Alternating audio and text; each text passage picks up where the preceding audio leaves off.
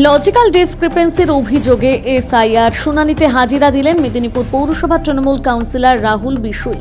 মঙ্গলবার মেদিনীপুর জেলা শাসকের কার্যালয়ে অবস্থিত এসআইআর শুনানি কেন্দ্রে তাকে হাজিরা দেওয়ার নির্দেশ দেওয়া হয়।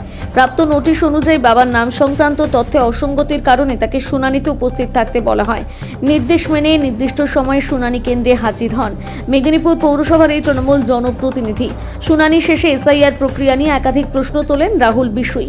তার বক্তব্য, একজন জনপ্রতিনিধি হিসেবে সমস্ত নথি ঠিকঠাক থাকা সত্ত্বেও কেন এই ধরনের নোটিশ পাঠানো হলো তা নিয়ে তিনি সংশয় প্রকাশ করেছেন। পাশাপাশি এসআইআর শুনানিতে পদ্ধতি, নোটিশ পাঠানোর ধরন এবং লজিক্যাল ডিসক্রিপেন্সির ব্যাখ্যা নিয়ে প্রশ্ন তোলেন তিনি। এই ঘটনা ঘিরে রাজনৈতিক মহলে শুরু হয়েছে জল্পনা।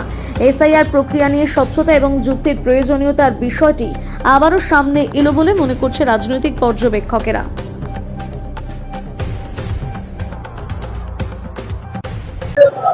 দুর্ভাগ্যবশত আমিও এই ইসিআই এর চক্রান্ত বলতে পারেন বা ওনাদের টেকনোলজির শিকার আমিও।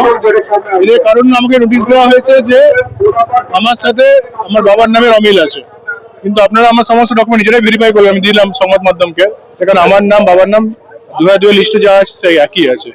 আমি কি ভেতরে জিজ্ঞাসা করলাম আধিকারিককে আমাকে নোটিশটা কি কারণে দেওয়া হলো, সমস্ত ডকুমেন্ট আপনারা ভেরিফাই করছেন। বলছে আমরা ঠিক বুঝতে পারছি না, নোটিশ ইস্যু হয়ে সিস্টেম আমরা আমাকে সার্ভ করে দিলাম, এর বেশি কিছু বলতে পারছি না। তো আপনারা দেখেছেন এরকম নোটিশের নামে, হিয়ারিং এর নামে সাধারণ মানুষকে যে হয়রানি করছে এরা, অভিযোগ থেকে এরাই বলতে পারবে। প্রথমত সকাল 9:30 থেকে ডেকেছেন, হাত টেবিলে বিএলও এসে পৌঁছেন সময়। মানুষ এখানে দাঁড়িয়ে আছে 1 ঘন্টা 1.5 ঘন্টা, আমি নিজে 2 ঘন্টা দাঁড়িয়ে আছি লাইনে, কখন আসবে ঠিক নেই। চরম অব্যবস্থার শিকার হচ্ছে ইসিআর। এটা এদেরকে আরো অনেক